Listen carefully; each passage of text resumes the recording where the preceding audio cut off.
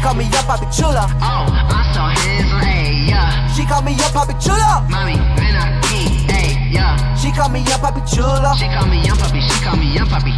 She call me up, Papi Chula. Hey, hey, hey, yeah. Hey, yo, what's going down? I'm OD, and this is Slump Sessions, the show that is the culture.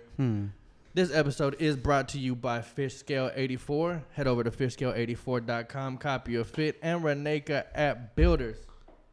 Head over to RenekaAppBuilders.com, get you an app, get your website, step your app game up. We got the one, the only, Too Raw in the building. Wasn't good, man. Wasn't good, y'all. Yeah, you got to bring the energy. Come on, man. Nah, thanks for having me, man. I'm a fan, bro. This shit dope. Fuck yeah. You can't be called Too Raw if you don't come in with the raw energy. I know, shit. I'm not high. That's why.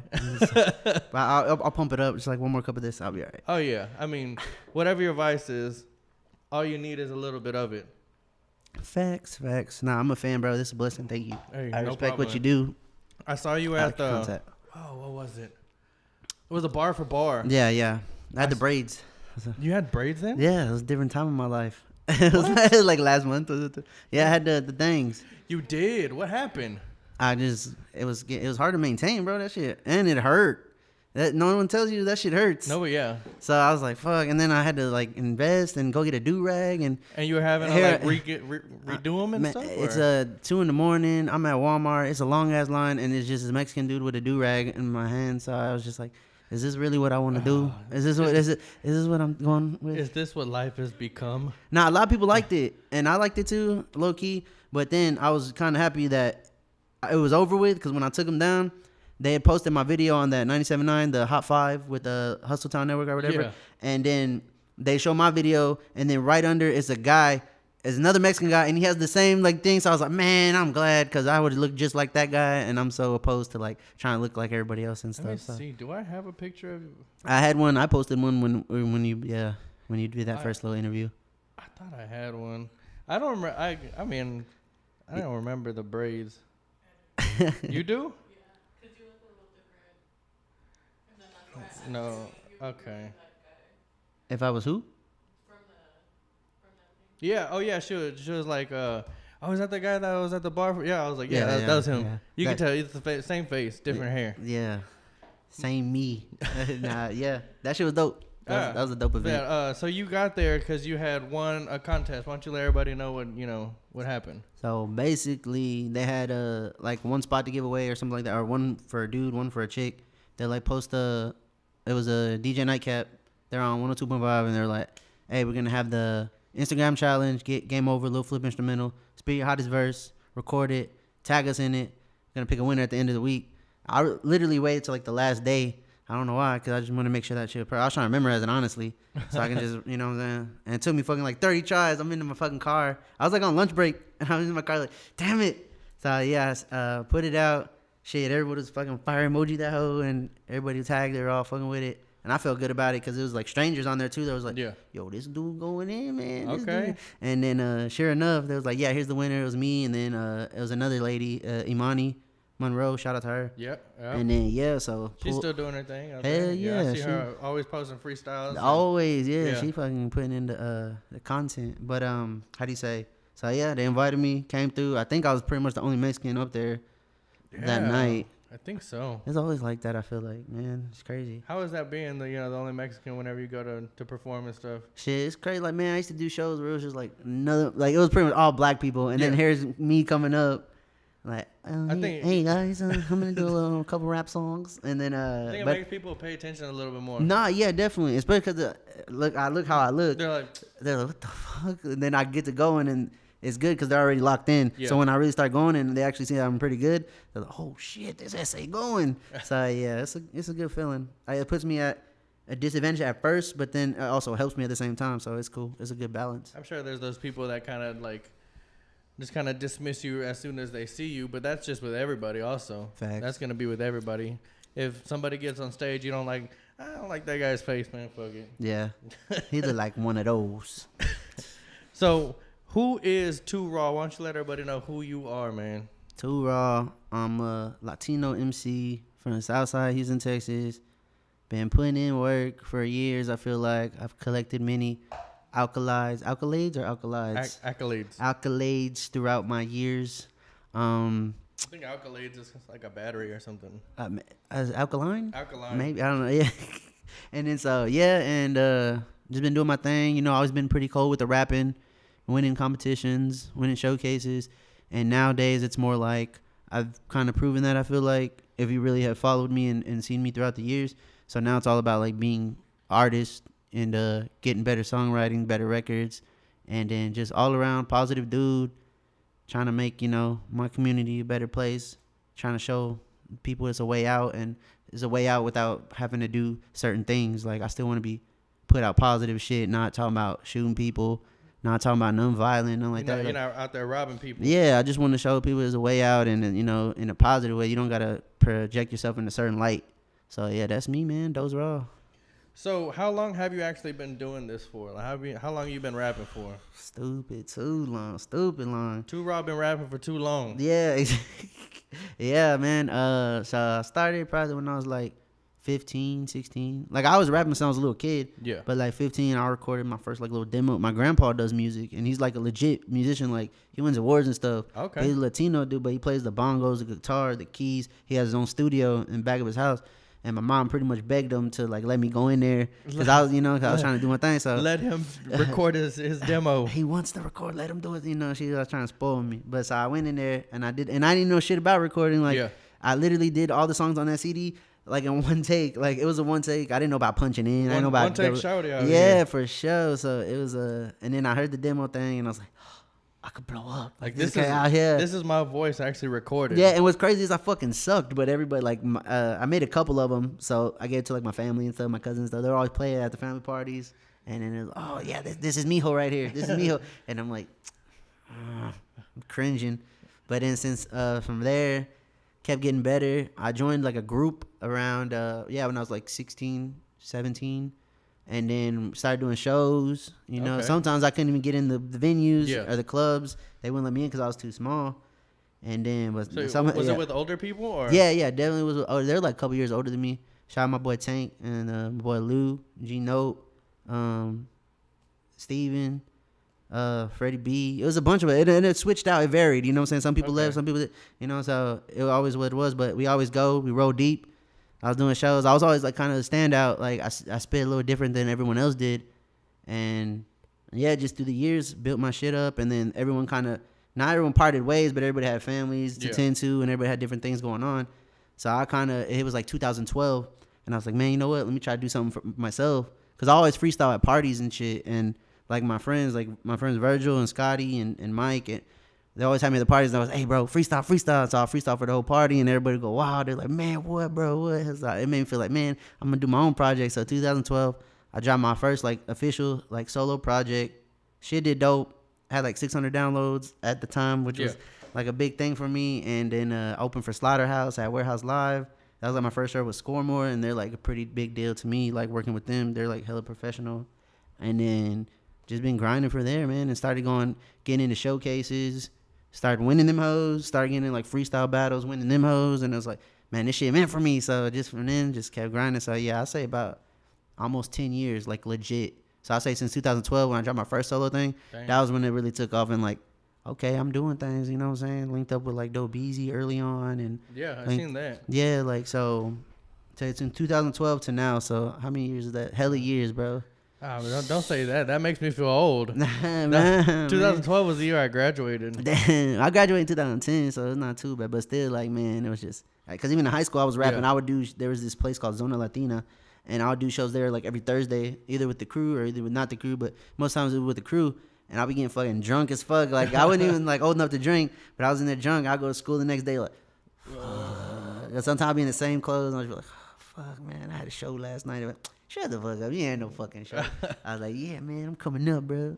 So whenever you first started, at like what point were you actually like, man, I'm actually pretty good at this. Like, this is what I'm pretty talented. Yeah, I feel like shit. Because at first you said the first one you didn't like it. You said you were nah, because I didn't. It was just simple shit. Like, I'm gonna fly till I die. I'm gonna punch you in the eye. Bars. And now, so yeah, probably like 16. Because that's when I started. I was so always influenced by shit around me. Like, at the time, when I was in high school and stuff, there was such a big scene, and back then it was so different than it was now. Now it's like internet, SoundCloud, and stuff. Yeah. Back then it was barely MySpace, but there's this guy. There's Kiati. Kiati was coming up. That's when he was still rapping. Yeah. Kiati was coming up. GT. This guy named Grade A. This guy named Lil Young.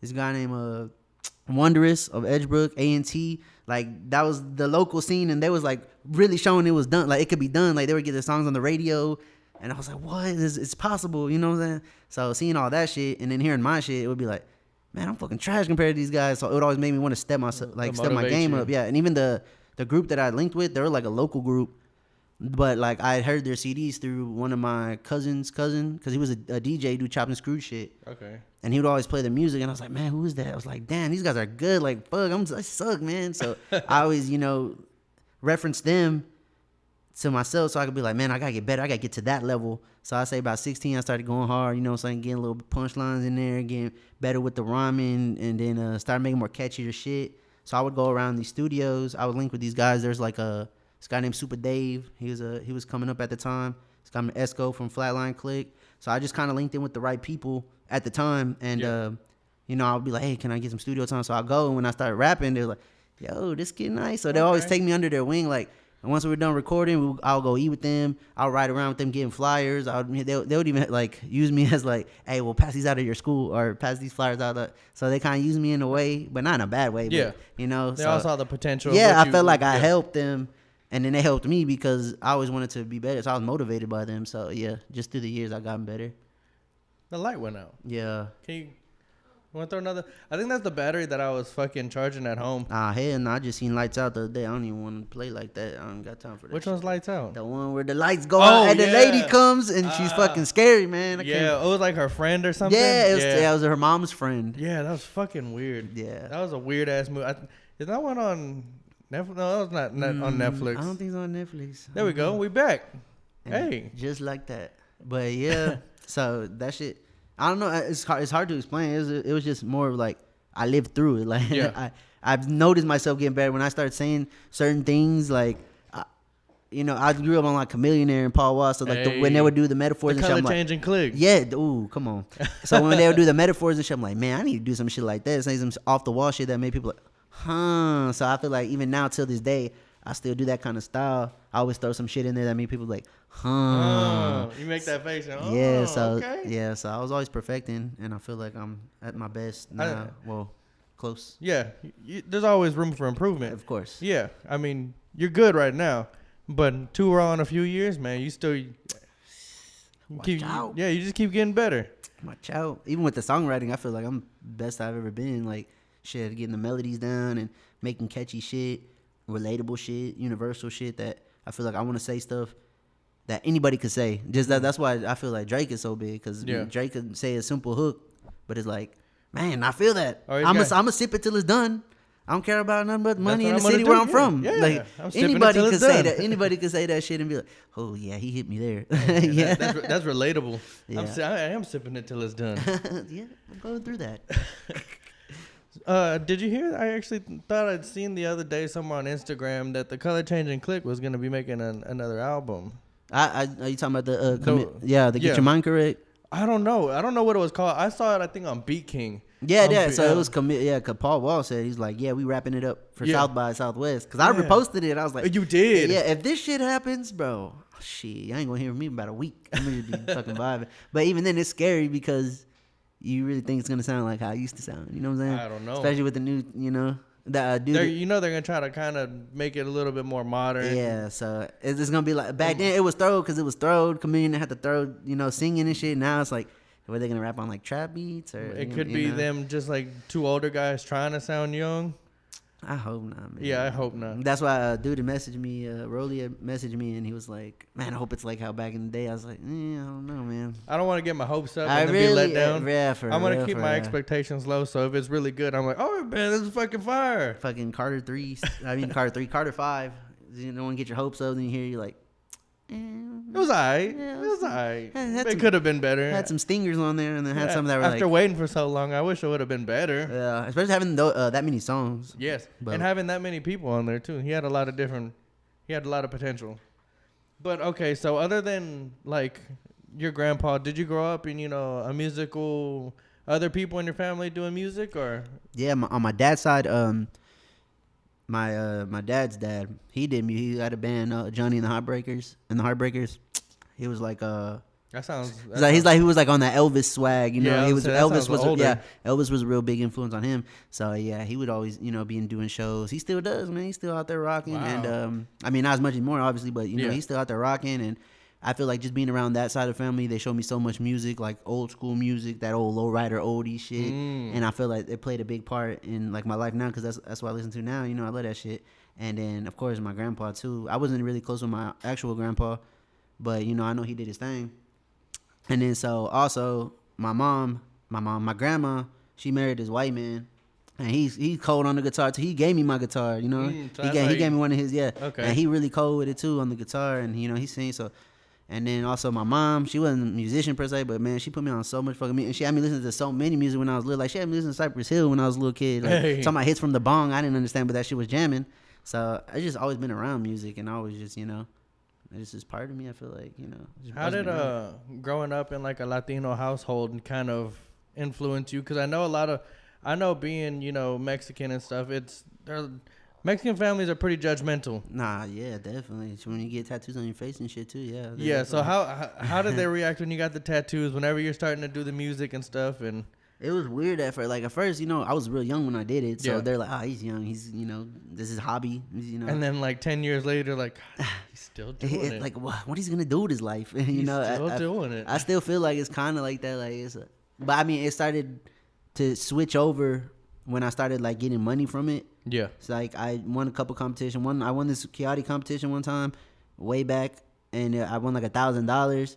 So that I like it's like one of those things in Mexican families. Once you tell one, they gonna call and tell everybody. So by the end of the day, everybody knows. By the next barbecue, they're like, "Oh, I heard you're getting big, you're getting famous on us." You know? That's how it was whenever I started the videos. Next time I see everybody, they're like, and they're like watching them going through. I'm like, man, I'm telling you. But yeah, so at first it was kind of like, yeah, like they just, you know, thought it was a hobby, and you know, he just, you know, better to keep him out the streets. Yeah. You know, and then so I started generating money. They're like, "Oh, so you like seriously gonna try to do it?" Yeah, I mean, I feel Why like not? I can. I know, Yeah. you know, I'm already like going out of town and shit. You know, I was like young, doing the car shows and shit. So I don't know. I feel like they never really paid deep attention to it till when they started coming in. They're like, okay. So then they started telling their people about it. They're like, oh yeah. And my mom's like, well, my son's a rapper. Look at his videos on YouTube. Blah blah blah. And it was also weird because the videos I was dropping and shit I was talking about is I was like smoking weed and, you know, shit like that. And then Weed and pussy. yeah, in my videos I'll be smoking, and they didn't really knew I smoked, but they see my videos and they see me smoke, so they're still thinking, oh, that's just them. That's it's just fake. cigarettes. Or Yeah, something. that's not real. They all gotta do that. And then, but yeah, it was cool. But I feel like it definitely like molded me in a different way. Shit, like I went through a lot of shit. You know, I was like my dad was never there, so I was just technically with my mom. Yeah. And my mom was like hella crazy, like partying, and you know, so I was always left on the back burner. So I was always staying with my tia, and then I moved to my grandma, and I've been with my grandma for a long time. Then me and my grandma got into, so she kicked me out. I moved back with my mom kicked me out. Went back with my grandma kicked. So it was all back and forth, and it was like, fuck, man. It just I mean, gave me like a bigger backbone, I guess. Like shit, I had to go out there and get on my own sometimes. Shit, I had to walk to work sometimes. And it is what it is. You walk to work, you got a lot to think about. You're like, man, I'm gonna blow up in this fucking rap game. I swear, I'm giving nobody nothing. And you're still looking both ways. Yeah, yeah. yeah. And then, but when you get a little money, you still, you know what I'm saying, buy something for your mom, and man, make sure you take your grandma out to eat and stuff like that. So at the end of the day, I mean, everything's good, and even if shit, you know, goes sideways, and you always got to show love to the people that have showed love to you. hell yeah, make sure I had a place to stay. Make sure Yep. I had a place to eat. You know, I always look over, as like when we're young, we look over that shit. But and it's like, man, they had me in there while I was in there, like smoking weed and Yeah, you like know, I was actually doing some shit. sneaking girls in and shit, and they still like accepted me and, you know, made sure I was good, and you know, didn't just wanted me to stay out of trouble. But I was just a fuck up by default. So, Yeah. so it is what it is. So how did you actually settle on the name Too Raw? Was that your name from the beginning, or? Hell no, man. I had 1,000 names. First I was Rob B. Rob B. But there's a rapper at the time. You heard Rapping My Block by Rob G. Rob G. So I was like, can't do it. You can be Rob B. And I was mad because I already had a little airbrush shirt. My block. Yeah, I had an airbrush shirt. I was like, oh, Rob B, and had the MOB on the back, Hey, airbrush. isn't there somebody- So I was like, fuck that. So I was like, Young Rob. And then I was like, man, I'm not gonna be young forever. So fuck that. I forgot your name was Rob. Yeah, my name's Rob. Yeah, Robert. And then it was Young Rob, and then I it was have you on Facebook and stuff. I forget your real name. It's Young Rob RAWB. So I was like, oh, Okay. that's a little different, you know what I'm saying? But then it got to the point. I was in study hall every day. The dudes that sat with me at the table always did. Yeah. Here's some. They knew I rapped. You know, in school I was known for rap. You know, I was a rapper. Yeah. Like every time there's a cypher or something, you know, they run to the cafeteria. Hey, come on. So I can get in there and jump in. Like, man, I think I was the best rapper in my school. Well, in my grade, I'm sure. Yeah, everybody knew me from rapping, that I wanted to be a rapper. And so I bust flows in advisory, and the dudes were just like, oh, man, dog, you too raw for real. And I was like, Okay, maybe I am too raw. and then I was like, I'm going to run with that. And then, of course, that was years before now. There's like 1,000 too raws, I'm sure. So like when people try to search me up, like, there's other too raw? I'm like, yeah, I'm pretty sure there's like 7 of them.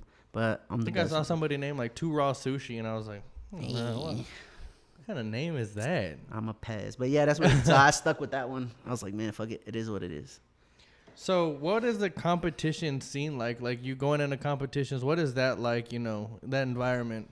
Man, it started getting to the point where, man, and I hated being like that too, because once I started winning a few of them, I feel like, oh man, I already had the juice. Like it was it. Because I'm telling you, my shit is so different. Like even at the bar for bar, like when I went up there, I, broke up into like a little joke, so everybody was laughing, and everybody was like, all right, cool, they're already interested. So now it's my turn to do my part, and then once I start doing what I got to do, they're like, I already know. It's already like, every time I say some shit, people like, huh? And I'm like, yes, I got him. This is it. So I started getting a little pretty big-headed about it. So and then that's when I started losing, because I was already expecting to win. Because like I said, I'm Mexican. I stand out because I'm the only Mexican there. Yeah. So, but most times I'm the only Mexican there. And then once I get on there, it's different. It's different when I'm on there. Like I get the crowd into it. They do what I say, and I feel like I do what I do is good. So I don't know. I don't even. What the question? I just started fucking blabbing. So every time I start drinking, but yeah, it's a. The competition, like what is competition like? Against other people. Yeah, I always feel like it's weird how you can compete with somebody and like show love to them, but then when they win, you just like, motherfucker. I know you fucking shake the hand real tight. Thanks. You son of a bitch. But yes, and I'll get you next time. But yeah, it's cool, man. I'm just really trying to put on for people that are my color. Fuck, we can do it too. It's hard, we're like minorities in this shit. Just like I jam a lot of white rappers because I relate. It's fucking, we're minorities in this shit, so it's hard for us to even break in. So I just try to make sure I do my part and put on, and then a lot of people like it, and I was young, and there's like, he's young, he got potential, he had us fucking moving, the lyrics were good. It's like, shit, I was winning, I was doing my thing, I was on a little winning streak for a minute, but don't get me wrong, I lost a couple times too, shit. I lost hella times just like I won hella times, What was the most you've won in a competition? Man, I won, my claim to fame was this thing called Jackin' for Beats. It's sponsored by Jack Daniels. Hey, shout out. Speaking of Jack Daniels. That's Jack Daniels. But it was the Tennessee. Let me have a little bit more. Dude, yeah, you already finished yours. Oh, well, you had the Coke, though. Come on now. Yeah, I feel. But it was the Jack Daniels Tennessee Honey. They came to town. They were doing it in a couple other cities, too. They came to Houston. Hell yeah. Extra. It's okay. Look, it was good.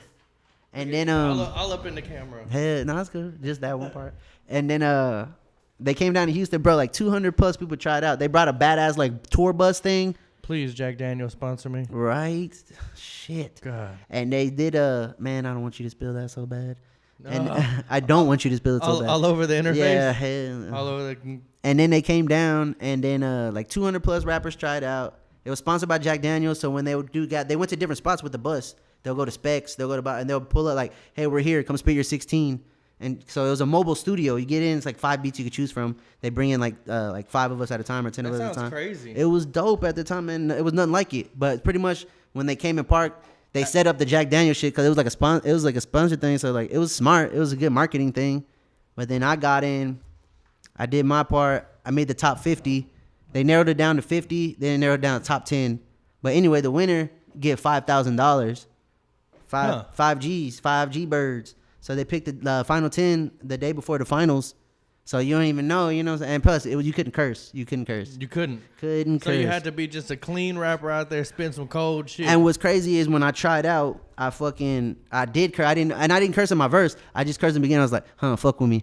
And then I started going. So they called me and they, hey, maybe you can try to come again, to try again because you cursed. And I was like, oh, okay. Man, just cut that shit out. I know. I don't know how to. It was dope though. Like when you get in the bus, bro, it's sick. They got a little DJ booth. There's the mic with the little logo in the back, and they play 5 beats. You're sitting in there with like 5 other dudes trying to win 5 Gs.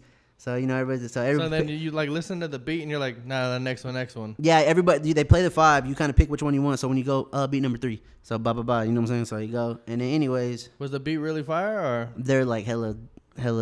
Basic. Yeah, those. But yeah, it was cool. But yeah, so 5 Gs, and then I won, and that shit like. Let me see if I can find a video or anything. That shit is I got it on my YouTube. Well, the finals, like the very last round, was me and 2 other dudes. Okay. So I won that shit, and that pretty much like sprung me into like local, like oh yeah, everybody knows me from that thing. And then years passed, and I just kept doing other things. I got in this Tech 9 one. It was for $25,000, and I won that one. But of course, they ain't breaking that shit out. Them fucking hoes, they owe me. Damn. But it's cool. They still flew me out, and I didn't pay for shit while I was out there. It was dope. I got to meet Tech 9. I got to know shit, but they ain't break shit out. I heard he had on all his fucking strange music chains. Boy, I had like 4, 5 chains, man, and they're all different colors. So he has a black one. He has like the diamond gold, one, and then then diamond, and then. Man, he was a cool dude though. He told me some good stuff. I wish I could see him run into him again and just be like, hey man, they hoes, they hold me, but you're not a hoe. I'm not gonna subject you to them. But let's link up though. So they didn't give you the full 25? Hell no, they hold me, man. Supposedly, like the event didn't make like the money back like it intended because that ain't my goddamn fault. That's what I'm saying. But they figured like Tech 9 was a part of it, so like because it was a battle thing. Yeah. Like I was telling you earlier that one of the dudes was a street musician. He was from Ohio. Yeah. Okay, that was it. I won the Texas one, and there's a guy from New York, and there's a guy from Atlanta, and then another guy from California, and they flew us all out, and 5 of us we had to battle each other like 8 Mile style. Mm-hmm. So, yeah, we got to fucking perform at Microsoft Theater. Like, Mark Anthony was there the night before. Like, that shit was fucking dope for me. Like, just going out there like that. Man, shit. that ain't my goddamn fault. You got to give me my money. That's what I'm saying. Because they thought, oh, yeah, we got Tech 9 as the headliner. We're going to put the battle dudes before them. And then Tech 9's going to come on. And it's the Microsoft Theater, dude. There's a lot of seats to fill, so... I guess they didn't make the money. They started getting free tickets away just to get people to come. Damn. So I already knew it was kind of like bad news from there, but it's whatever. I don't give a fuck. But it was a good experience. Yeah, and I like shit. If I ever meet Tech 9 again, it's always gonna be that story. Like, man, remember that one time? Shit, that was dope. So you learned a lot, like And Chris Calico, like when I walked off stage and I'd won, he told me he's like, man, you dope, bro. You dope as fuck. And I was like, oh, thank you, Lord. Chris is dope. So yeah, definitely. That's like words of inspiration right there. That whole trip, really, it was like I have so many stories about that trip. Like, it was like crazy, bro. Like, so anyway, we get there and there's 5 of us, and then the host dude.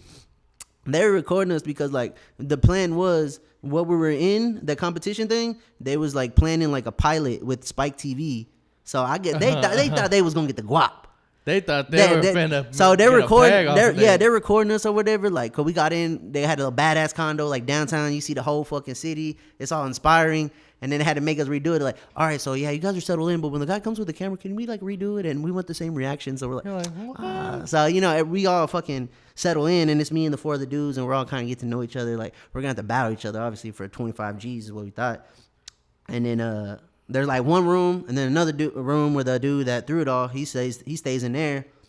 And then they're like, all right, some people gonna have to sleep on the couch, some people gonna have to sleep on the floor. None of us gave a fuck. We like, man, fuck shit, I'm happy I'm here. This is dope. I'm out here doing the windows. There's no even no curtains. It was just the windows, and you can see the city. So it was like, shit, I don't give a fuck. But they're like, shit, who want the room? And I was like, I'll take the room. And then the dude that already lived in Cali, he was like, I'll take the room. And so they're like, all right, fight me for it. So they're like, all right, y'all can battle for it. So I was like, all right, let's go. So they do so much work for a fucking room.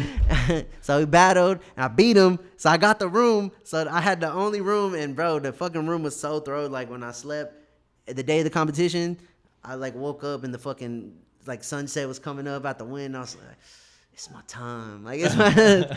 But yeah, that shit was cool, man. That was definitely a good experience. And that was just one story. There's just so many fucking stories like the shit that happened. That those span of days, it was dope. Hey, Turok, get off your phone. Hey, get off the phone, bro. Damn. We're back. Man, you were on the story you're on the story the whole time. You were on the phone the whole time telling my story. So I don't want to hear it, man. Hey, man, I gotta look. We got like 30 questions in here. Damn, who wants to be a millionaire? Yeah. That's cool, man. Shoot them, bro. Hey, I want some good ones too. Yeah, give me some good ones. I got. I've been answering these hoes all week. But everybody's like, so where'd Too Raw come from? Well, nah, it's all good though. People don't know. Freestyling. Yeah, people don't know. People don't know. It's all good. I don't care. And people, you know, a lot of it's different. How do you say different outlets? Yeah, different markets. Yeah, so everybody that probably watch your shit, they're not gonna know. They weren't listening to Street 100 The Heat on Thursday. You know what I'm saying? So yeah, I feel you. So was that like a live thing that you did? What do you mean? Like it was radio. Oh yeah. Okay. I think they're still fairly new. I mean, they said they've been having it for like 2 years, but they're still like very. Still like developing. Yeah. But it was cool shit. It was really dope. It was. I felt. I've been seeing you had like a whole schedule. Yeah, that one say it's cool that it worked out like that. You know. This is just a busy week for you. Yeah, and then I got the show tomorrow, and I got the studio. I had the studio last night. I had the studio tonight again. It's like, man, damn, I can't squeeze in any time to jerk off.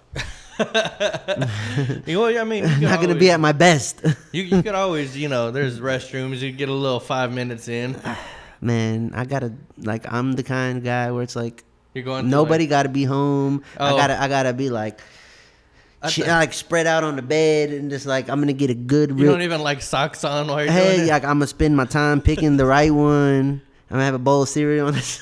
You go through so many videos. Like, God damn it, what the fuck? It's all the same shit, but it's not doing it. I was like, where's the one where they're actually intimate and looking at each other's eyes and stuff? I want to start making like a profile so I can have like a favorites. Hey, yeah. And then you just like, all right, yeah, this is it. I know this one works. Shit, one time somebody retweeted something on my Twitter, and then I clicked it and I was like. I was like, man, I'm sick, bro. I'm sick. God, I got sick thoughts. It's a problem. It's a problem. It's interfering with what I'm trying to do. I'm trying to tell you, man. But yeah.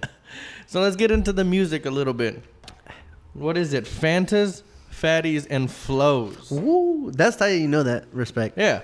You know, I got to do my. Do the research. I went through every single of your Instagram posts. I read, started looking through the comments. Yeah. Seeing, you know, who you talk to. Yeah. Go to there, see if they have anything about. Yeah. That's dope. Hell yeah. Fantas, fucking fatties and flows. That was the foundation of Too Raw. Okay, so wait, the first one. Yeah, not the one I was talking about. That was a demo. They didn't even have an official name. It was that's what it was on a burned CD. It didn't have a like, name at all. Nah, it was on a burned CD, and I was like. And that's what it was, Rob B. Yeah, I probably did call it some first draft or something. First draft. Made direct, something like that, something corny. But yeah, that was like I said, that was my first. Oh no, go ahead. I don't know. This was like the first official one that you actually wanted to put out. Hell yeah, like solo. Like I said, I was with the crew for the longest, so I had a couple projects with them. And this one was under the name Too Raw. Yeah. Yeah, okay. So yeah, that kicked it all off. That was like in 2012. Wow. That's what I'm saying. That's when shit got serious. Yeah. I dropped it, and it was like I put money into it. Like I paid for the features. I paid to get that shit pressed up, and had a bunch of. I still have like a shitload of inserts, so I feel like I want to bring it back, just to because everybody still asks me about that shit. Like the day one Too Raw fans, followers. Always ask me about that shit, like, bro, you should re-release it. So I think probably like, I'm just coming up on the 6-year anniversary of the time. And I was like, Damn. man, I'm just proud of that shit and what it did for me and like the motivation it gave me, and you know, it opened a lot of doors for me. Like I performed, you know, opened up for Slaughterhouse, and so that's what you were performing at the time was, you know, yeah, Fantas, Fatties, and Flows, yeah, and then but yeah, it was a lot of it was just like because Fantas, Fatties, and Flows is just like a rip off Cushion OJ kind of, but that was just kind of what I was on. Like I was drinking hella Fanta and because it tasted so good when I was high, and I was like, it's still good though. Yeah, it was cool. So a lot of it was just, you know, getting high music and then riding music. So maybe that's why everybody loved it, because at that time everybody was smoking heavy and shit. That's when I was smoking heavy. Like when I made that shit, that's when I was really like smoking good weed, not fucking not Reggie. You know, that's why I was like, and you actually started buying weed, and you're like $20 for this. What? And then you get like maybe two out of it? Maybe two. That's like if you get a little skimpy with each. Yeah, you're like, I'm going to be by myself. I could just, you know, break them into... I'll buy a pack of minis and be like, shit, I'm going to make the most out of this. It's going to be a good night. Yeah, so, yeah, shit, and fucking, like, man, that shit... It was dope. Like that was a good time in my life because that was the start of everything. Yeah. And I was just like when everything was still fun. It's still fun now, but you know when you first come in, you're so passionate about it, and over the years, you're still trying to develop yourself. Yeah, and yeah. You're learning new things about the music and throughout the years, it's always been like trial and error, and like you know making the wrong moves, and it's like fuck fuck it, it is what it is. And then fucking no, go ahead. I'm sure that. Go outside. Oh yeah, you should hit with the. Oh. And then, Like it's a drum roll for something good that's coming up. And it's so fucking yeah, man. It was like a good time. Like now I feel like I've been through so much throughout the years and messing with the wrong people and doing the wrong things that I thought were right at the time weren't. You learn, yeah, over time, you do. like something you're like, this is gonna fucking work. Yeah. Okay, it did not work. At that time, it didn't work I was at all. going wherever. I was going wherever trying to shine. Like it was a performance thing. I'm there. They're like, you have to pay this. I'm like, all right, I'm paying it. Boom, boom. You gotta sell these and make no money back.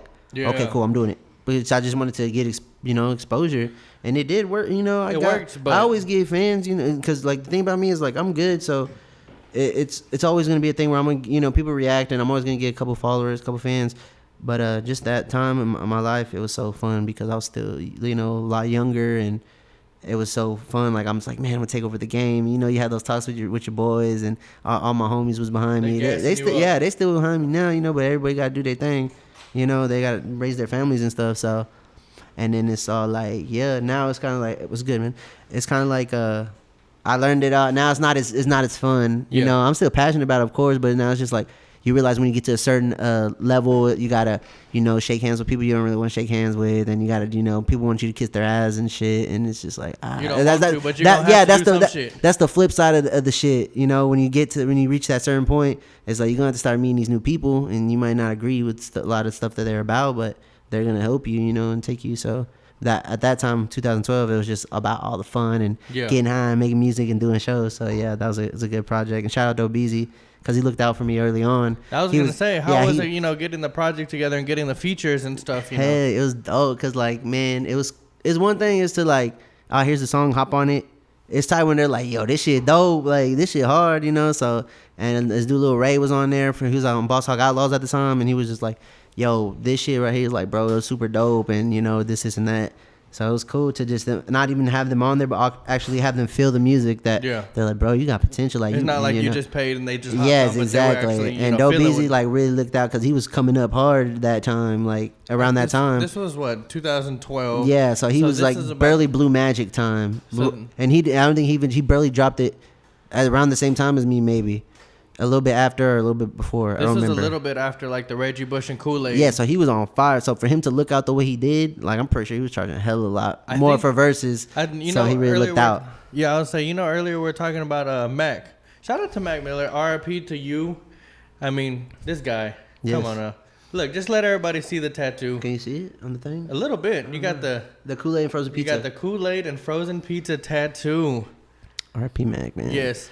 I think the first time I went to go see him, Dope Easy was opening up for him, and that was the first time that I seen Dope Easy. Yes, that's the first time I saw like him perform and figured out who he was, and that's whenever I was like, holy shit, there's some fucking fire in this local scene. Yeah, he was doing his thing, man. That was one of those people too. It was like, man, I gotta step it up. This guy's amazing. He's good. I think I seen him open for Dom Kennedy, or I don't know. I don't remember the exact first time I seen him, but I remember. And he opened up for the Cool Kids, right?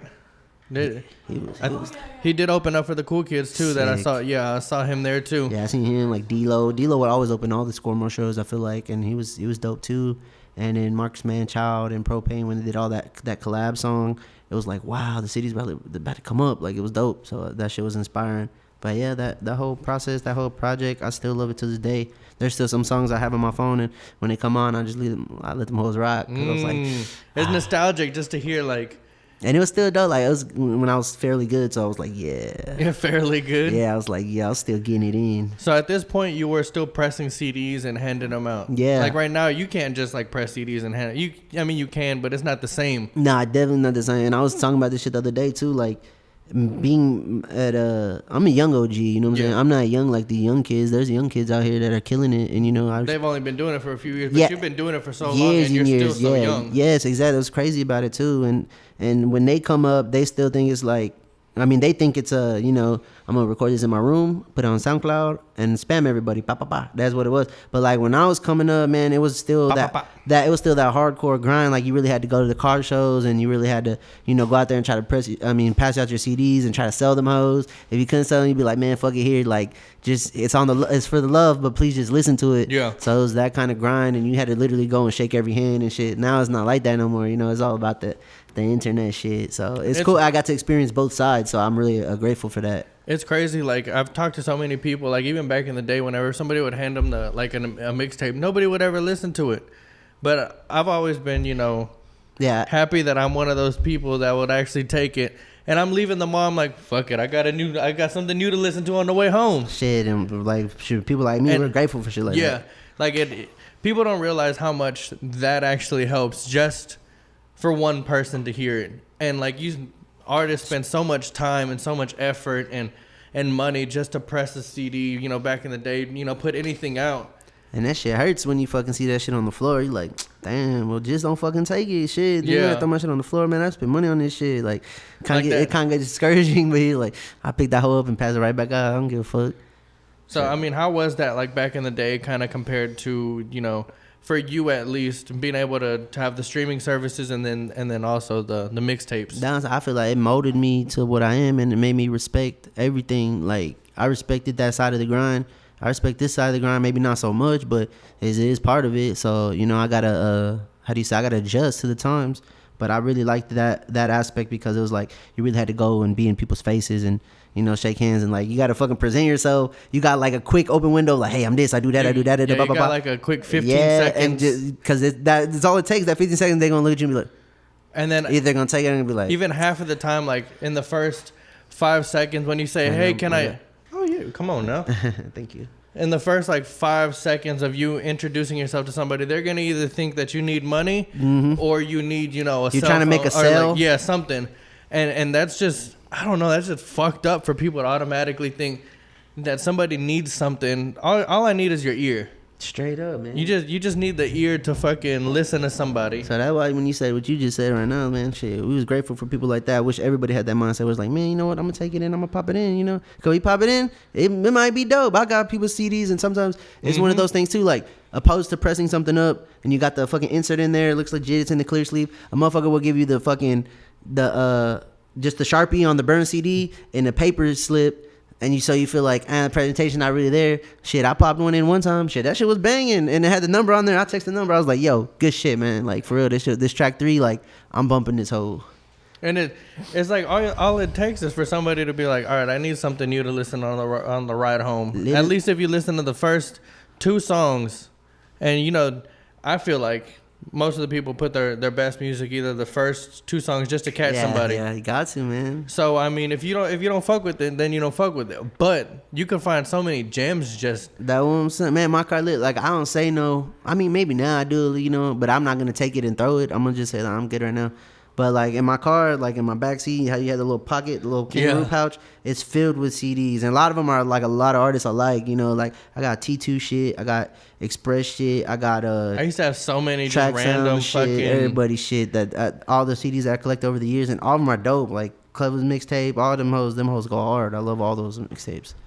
So at this point, whenever you were doing the Fantas Fatties and stuff, you were actually gaining exposure, like and how was that like in your mind for like, all right, fuck, this fucking mixtape has actually got something here. Like it would trip me out because someone sent me a picture and they had my shit, they bootlegged my shit, like it was at the gas station, like where they had where Soulja Boy keep his mixtapes, or they got the mix like the down south mixes, and my shit was like that pop pop pop. I was like, what? That shit's live. Like yes, but you have just the random ones that somebody just photoshopped the fucking. All right, that's when like Twitter was real big. Like Twitter's still big, but like when I first had my Twitter and I was putting out the music, everybody would quote my shit and put my name at the end, so I could just retweet it and be like, damn, and it'd be people I don't even know. And then sometimes we'll spam their shit. They spam one of my songs to one of the fucking players from the Bengals, and he fucking like wrote back. So I got it favorited to this day. He was like, "Yo, this shit hot," and I was like, "What?" So it was a big deal at the time. But yeah, around that time, man, it was really the best time of my life. I don't even think I have you on Twitter. Yeah, it's still you gotta get me on Twitter. I be wilding. Nah, I'm about to delete my Twitter. For real, it's cool. Fuck yeah, man. Fuck. I hate Twitter, man. It is what it is. Like when I first came, that was just how we spammed the shit. Yeah. Yeah, man, Now it it's was on cool. Instagram. Yeah, it was cool, man. People, like I would go to events and they'll notice me, and that shit made me feel good as fuck. Like, man, I ain't doing this shit for nothing. Like, people are taking notice, so that's why I always just kept pushing after that. And now you have the face tag. You got no choice but Yeah, now I want more too, so I gotta blow up, man. What do you want to get next? Man, I want something like right here. Because you have this one. Yeah. But then, I mean, you also have these back here. Yeah, I want something like right here too or something. And so are these like the only ones you got? Nah, I got like one on my chest. I got one right here, and this is actually like a start of like 3. And I got like one right here, and then I got one right here. So you just jumped straight to the face. Yeah. That's why I was like, man, I just wanted to do it. Cause You didn't just, even fill out like, I mean, I got a good little start here, Yeah, but you that's didn't. good. You would just jump I straight never to the even wanted face. to go like all my arms like that, but I just did this because that's what it is. You didn't want to go to the arm, but Like, you I went. didn't, yeah. Come on now. I got it all backwards. Nah, because I don't care, man. I don't give a fuck. Like, that's one thing about me, man. Especially, like, when I said the idea and everyone was like, bro, no, don't do that shit. That shit makes me want to do it. You're like, all right, you know what? I'm going to hell prove you yeah. wrong. Like, fuck that shit. I want to prove you wrong. I'm about to get this shit right now. Let's go to a tattoo shop. Somebody's driving. Right? Don't play. I'll go get one right fucking now. For real, that shit's an addiction, dude. Hey, I want one so bad. For real, though. I just want something. I'm gonna flip a couple shirts and I'm gonna get one. Man, oh. I'm gonna flip a couple. I want something right there. Just go, And then I can just hide it with my hat. I know that was like, I grow my hair out like when I had to go to like Look at job that. That's interviews perfect. and Just shit. hide with the hat. I'll grow my hair out when I had to try to get a job. Or I'll just put a band-aid and be like, you should get in a wreck. I was like, nah, I got a tattoo. Like, man, don't hide it, bro. It's cool. You fine? You all right? Like, yeah, right. Yeah, but shit. So what came after that of the, what mixtape came after that or what project or? I dropped like a one, but it wasn't, it wasn't as official as Phantom's Fashion Flows because we went hard with it as far as pressing up everything and really trying to, spam the city with it, pop, passing it out everywhere we go. I don't know if I can keep saying that shit. I had this one project, and it's a lot of people's other favorite too. Like, it's called Home is Where the Heart Is, and it was really like Phantom's Fashion Flows was all about like getting high and tapping into this one certain sound. Like, I had like, a whole kind of groove. What's crazy is I bought beats from like Cardo and like Sledgerin and shit from like SoundClick and shit. So like, it was legit. Phantom's Fashion Flows was legit because I had legit beats from legit producers, but like, it was when there's on SoundClick, so I get to just shit, I didn't meet them or nothing. I email them. They just sent me the beat because I sent the money. So that was dope about it. But this Home is Where the Heart Is, I pretty much called it that because like I was trying to tap in more to like, man, I'm gonna do the H-Town sound. I have this one song, it's like one of my most popular songs called "Throw in the Game." That's like the intro track with the Fat Pat sample. The producer, the champ from In the Game, and that's what that one I won the Kiati contest with $1,000, and not even that, I won one for like $250 at Zona, and that was my song performed everywhere I go because the hook, everybody knew it, so it was throwed. So yeah, I dropped the Homes Where the Heart Is probably like the next year after, and then I had so many like dope H-Town style. I had Les on there before Les was Les. God, that's what I'm trying to get on the show too. Yeah, he's the man. I got him. We follow each other on Twitter. He's cool. He's a good guy. Oh man, he's a good dude. Like, I had dope. I had the feature. And like, he killed it and it was dope, but like, I don't even think he remembers doing the feature with me because then I got into the H-Town rap battle. And that, like, pretty much the H-Town rap battle, that shit sprung me like, good. Like, I got a lot of good following off of that shit. And then Les was one of the dudes who really felt like Les, Slim K, fucking DJ Mr. Les definitely slept on. DJ Mr. Rogers. Like, they actually like followed me on Twitter and like was fucking with me. So I was like, damn, that's tight.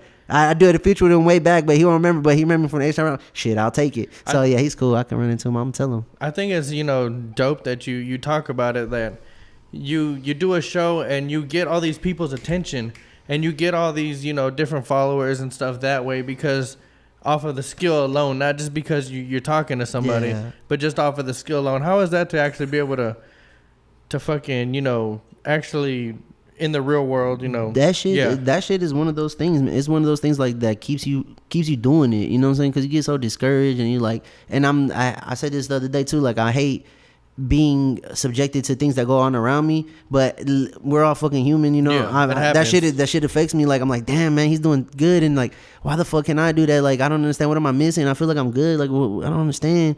So, I get beat up myself about it, but then I get on my Instagram and I'll post a picture and then someone in the comment like fucking High Boy 420 be like, bro, I remember I seen you in San Antonio and you did this show and it was just you by yourself and you had your girl with you and I think you won the competition that night. And I was like, man, bro, appreciate you remembering that shit. Like, that shit's dope. Like, fuck, that shit made me feel good. Like, I love when people just randomly, like, bro, I went to the fucking, I was in Austin. It was like on a Thursday. I went to see Travis Thompson. And Hey, he wasn't. I saw the yeah, he cool dude. He cool dude. I love Travis Thompson is actually. I was listening to him all the way up here. Bro, he's With tight. that corner store. Yeah, he performed that too. Yeah, there. And then so I went to the show, and I went by myself. I went from work because I was like, man, he's not coming to Houston. I just want to go see the show, and I want to meet him, and you know what I'm saying, say what's up. And then I'm chilling in the crowd, the DJ rocking, and I'm like, yeah. Dude come up to me like an albino looking dude with the fucking big ass like sideshow bob fro and some glasses, and he like kind of looks at me. He's like, hey, are you OMG 2 Raw? And I'm like, so you just gonna call me by my straight Instagram but name. like when I looked, I was like, what's good, yo? I was like, yeah, man, that's like, I was excited. I was like, yeah, man, that's me. What's up? He's like, bro, I remember I seen you from the H-Town rap battle, and this is not. I'm like, man, bro, like you don't even understand. That shit just made my night, bro. Like that shit's tight. Like in a whole nother city. Like I don't know how to. Maybe he was there. Maybe he just seen it on Instagram. Maybe I don't know how he seen it, whatever. But the fact that he remembered me and that shit was like, man, that's why I do this shit, and that's the shit that will always keep me going. Just random shit like that. I love that shit. So yeah, it's like a big part of it. It's very encouraging and motivating to just like not stop, because no matter what you think you're not doing, people are always looking. People give a fuck. Definitely before the Bar for Bar, I hadn't heard of you. Yeah. So I saw you had won the contest. I was like, okay, who is this? So and then whenever they invited me out, I was doing the media for the event. Yeah. I didn't have a lot of chance to go back in there and start seeing the performances, but whenever I did, I think it was like in the middle of your performance, I was like, okay, he's got something here. Not bad. So you came off, and a lot of artists, I hate it whenever they get off and then they leave. Oh yeah. I hate whenever an artist just gets off stage and leaves. So I went back out there. I saw you in the crowd. I was like, fuck it. Went up to you. I was like, hey man, let's get this fucking interview. Dude, I'm appreciate. Let's get it in. I'm glad you did it. Shit, that was dope. And I didn't know I was like, oh, that shit is dope, you know what I'm saying? But then when you really when I really started following you and seeing all the content you were putting out and all the artists that you bring, I was like, oh yeah, he tapped in, he know what's up. Yeah. He tapped in. SlumpedSessions, we tapped in with the underground. All right, so let's flip it, and now I'm gonna interview you. I'm gonna get what's really what's up? What's your inspiration? Like, do you really not to box you in, but you like Adam 22, or you fucking what made you want to do this sort of platform? You feel me? Oh shit! Back in the day, I was kind of staying in my car and a lot. I always wanted to do news and stuff. I love the radio and I love talk radio. And at that time, it was whenever I first started listening to X and Pump and Ski Mask and all them. And I was like, man, I want to see a fucking interview with these guys. I want to hear what they got to talk about. Well, lo and behold, there goes fucking Adam 22. Yeah. So, of course, and then I started watching them. And then, I came back to Houston. I was in Corpus at the time. I came back to Houston and I was like, there's nothing out here. There's a lot of dope talent out here. And there's nothing for upcoming artists to be able to speak their piece, come out and be able to fucking say what they got to say, promote something if they want to promote something. Yeah. So lo and behold, SlumpedSessions. Huh. Yeah. They have other favorite podcasters beside Adam 22?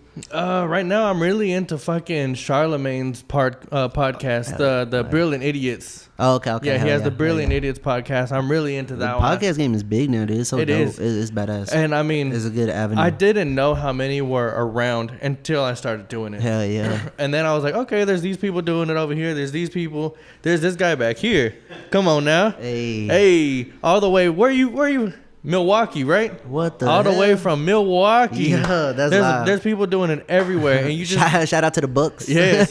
So you just don't know until you actually step into some kind of field what's going on in it's that like field. A big network of people. Yes, that's tight. That's dope. Yeah, I just had to ask. It was on my mind. I was I wonder what the motherfucker what made ask you whatever you want. Whoever made you come to this shit. I was like, man, he was like. But SlumpedSessions. Yeah, we a man of the people. We out here putting on for the underground. Feel me though. So I want to jump to the 5-pack holiday. Was it the 5-pack holiday? Holiday fire 5-pack? 5-pack holiday, whatever. Something like shit, that. Yeah. It's something like that. So that was, whenever I first started diving into your music, that was the first one I heard. I'm glad. That was good. Got me at my best. Then you went down to the... And then I went down to the Fantas and Fat. Yeah, that shit's still good. It's good. I think that shit's still rocking. So tell me about that one. Man, so I was telling you outside, I've been working on a project, a full-length project, probably for about almost 2 years now. And then I had this song called No Way Jose, and then I was like, I got these other songs too. I'm gonna release a little EP. And then man, I just kept getting nervous about it. And so man, I don't want to drop that shit, and it's gonna people are gonna, oh yeah, it was dope, cool. and that's it. Like, man, I'm trying to really break in and really get to them outlets, and I want my shit to be on Mass Pill. Like, I want my videos to be on XXL. Like, I want to get on the good blogs like Pitchfork and shit. I know it takes like a publicist, so I'm really like in the shop for like a dope publicist. But I'm gonna be looking out for publicists. Hell for yeah, you. you got to, man. Appreciate it. And it's even people. hard here because, you know, like there's really not as much as artists and stuff is here. There's no more industry here. You know, we don't got no Karen Civils, no you know, A&Rs like that down here in the city. You know, you gotta go out to Cali and shit like that. So, and the fact that Maxo Cream got a dope publicist, like, man, I would like to, you know, who does he work with? Like, I'm trying to get plugged in with the right people that give me the good looks. And the more that I talk to people, it's just like, man, you know, you don't really need publicists. Just, you know, you got to know the right people and, you know, email the right people. And it's like, man, not as easy as yeah, that. it's really not. You know, how you know when people get emails? Like, when I drop a video, I have a big list of all the fucking blogs that I try to send, and a lot of them email me back. They like, nah, or we'll get to it. It's just so many, you know, I want my shit on like Masquerilla, on fucking Hot New Hip. I want my shit like to be seen, man. You know, I know you can pay for a lot of these sites. That's but true too, but I feel like you don't even. Man, you don't get. It's not the same. Yeah. Whenever you move, I feel like a rapper that's bigger, he don't even got to pay for that shit. Why do I? Well, I mean, because he's bigger, obviously, but still, like, I want to do what he did and earn my cred, and then you know, hopefully, get on there. But so the fear of that was just like you know, had it on the back burner, and then my engineer that I was working with, he kind of stepped away from the engineering game and tried to do like some real estate or some shit like that. So I was like, fuck. So I started fresh, and my boy Martin Mack had moved back to town. He from DC and Maryland area and shit. So I started working with him. That's when I dropped Papi Chulo, and I did the video, and everyone was like, "Oh, that one got some traction to it." Yeah. So it was like, where did you shoot that one at? At the flea market, and off Telephone was all the way until it's like in Pearland, but you go like all the way down Telephone, and it's on to the right when you go under the tollway or something. But yeah, I always knew like when I went there, I was like, man, it'd be thrown if I shoot a video here, and it was cool because when I did it, I think everybody there legit thought I was famous. So they're like taking pictures and shit. And like, you got a camera guy out there. I was right there in the middle of the thing rapping, and everybody like stopped because they didn't want to get in the shit. And then by the time I was done, it was like a whole crowd of people with their phones. And then when I was done, it was like, yo, so good. It's so good. And I was like, yeah, I really thought they thought I was somebody. But yeah, so I You are somebody too, Rob. Hey, You're somebody. Yeah. I'm somebody to my mom. And then so from there, I was like, man, I'm gonna just do a fucking 5-pack. That's what I called it. I had that in my mind, like, because the first idea was 5-pack. Like, why not even like a beer, like a 6-pack? That one, it was not supposed to be like that, but that's just how it turned out to be. I thought a 5-pack, like the Hot Wheels Fire 5-pack. That's what I wanted it to be. That's what the idea was. So I did a couple songs, and it's crazy. The one you hear, that's not even the one that was original. Like, I had different songs. So I was like, I always kept changing. Then I did the song with Dende, and I was like, bro, this hoe gotta go in here. This shit hard in the bitch. Like, that's what the fuck? That's one of my favorite songs from you to this day. Dude, that's like one of my favorite songs I've ever did. Shout out to Dende, man. Dude, Dende's I see him every fucking day grinding. He wakes up at like 2:30 in the morning, and he's like live. Yeah, making a beat with the do-rag. Making a beat. And then he was like, later on that day, he's like, I threw it away. I didn't like it. Dude, man, we just did this one the other day. Bro, I'm happy I'm on that hoe because that hoe was fire. I was like, wow, Dende, you're amazing. And it's not even that. Like, man, I work with artists and shit, and it's cool. But, like, Dende is a good, like, man, he supports everybody. So if anybody deserves support, it's Dende. Because Dende support everybody. He go to people's shows. Yes. He always shared people's shit. That's why, like, I started, like. I did see you at the Dende show. Oh, yeah, I was there. So that's why I try to show the love back, man. He really like showed love. That's why I fucked with him. He was like, let's do a song. I was like, all right, cool. So I had the beat, and because I was like, what the fuck am I gonna do with Dende? I met Dende a long time ago. He was in the studio. We had like a little coalition going on, and I guess things fell apart or whatever. I don't know, but he always still like stayed in contact and shared my shit and all that. I was like, man, this dude's fucking supportive as fuck. And then that's when he was like, let's work. I was like, what the fuck am I gonna do with Dende? Dende's so fucking throwed. Like, I don't even know what the fuck. And he's like, he has a different style. Yeah, that's why I'm like, how am I gonna feel that? And I had the beat, and I was like, So I'm on the way to Dende's, and I fucking pretty much said the hook. Like, I knew the melody was gonna go. I didn't know exactly what to say. So I was kind of started writing a little bit. It's hard to write while you drive. But I got there, and I was like, it's hard to write while you drive. And then so I got there, I'm like, hey, I think this is pretty cool. So I said it. He's like, dude, yes, lay it down. And he just pulls up the mic. He's like, do it right now. I was like, hold on, I'm not done with my verse. Like, no, just go. And that's a good Dende impression. Yeah, this class, bro. Dende is the man. I love that's a good guy. Dende impression right there. Hell yeah. So and then yeah. So some songs that didn't even make it on there. Like, I'm gonna keep them for later. I don't know, but yeah. So it's just basically 5 songs, and each song I feel like is a different thing. And one is like more boom bap, and of course I got the bangers, and then I got the one with Dende is like next level, like futuristic fucking funk or whatever it is. Whatever you call that is what it is. No.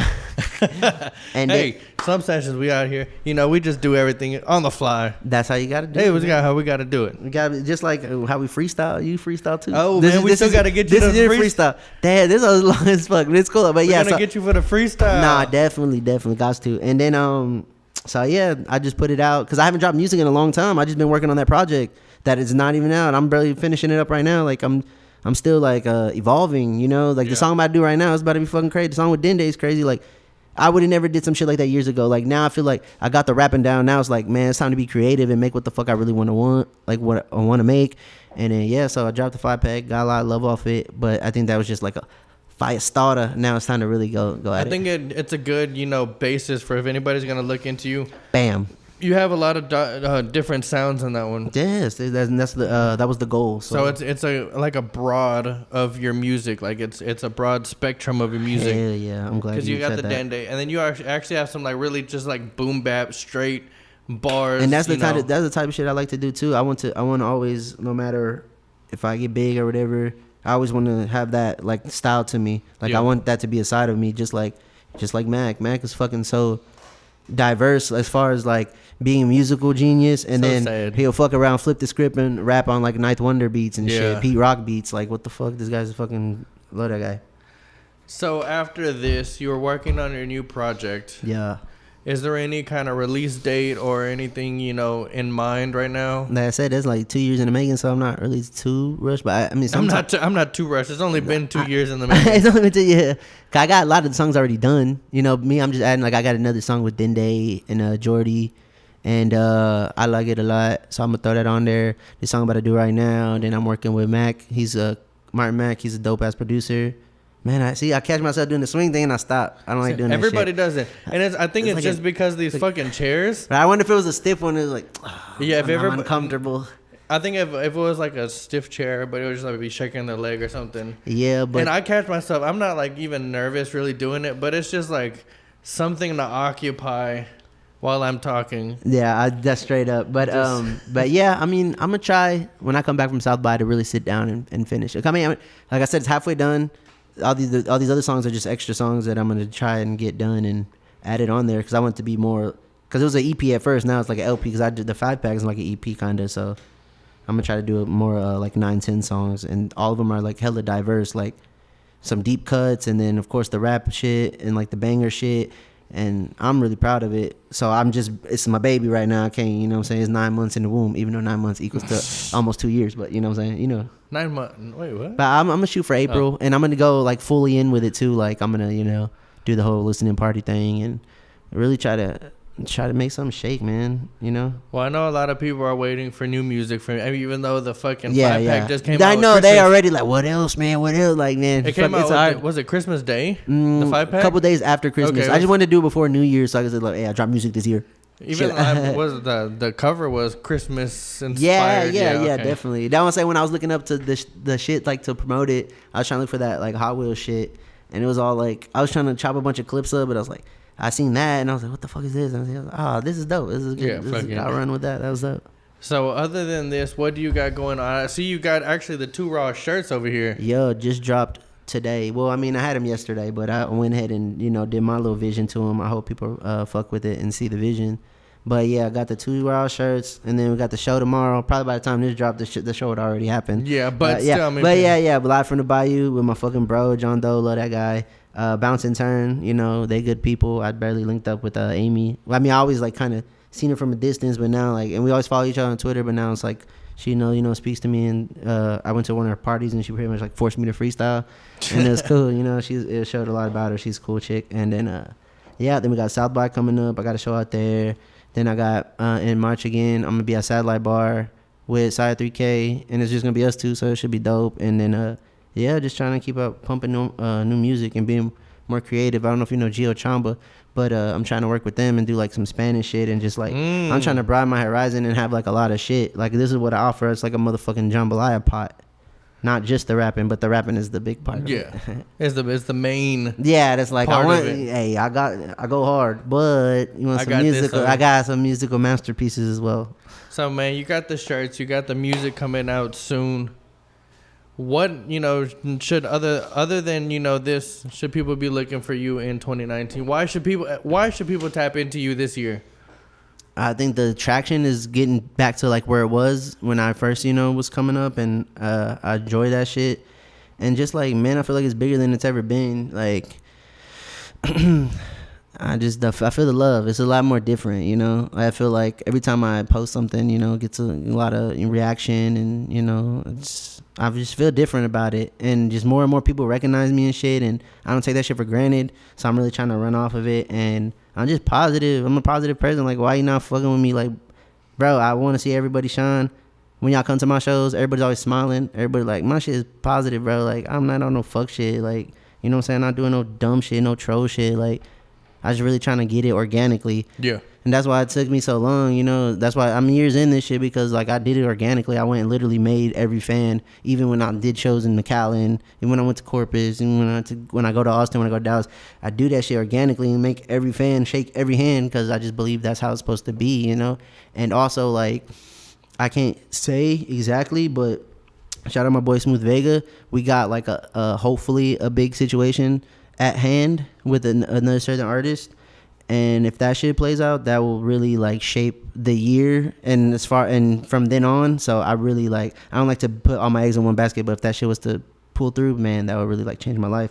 So that would be hella dope, hella dope. So shout out Smooth Vega for setting up the play. So where can people find your music? Where can people find the social media? Hey. Damn it, boy.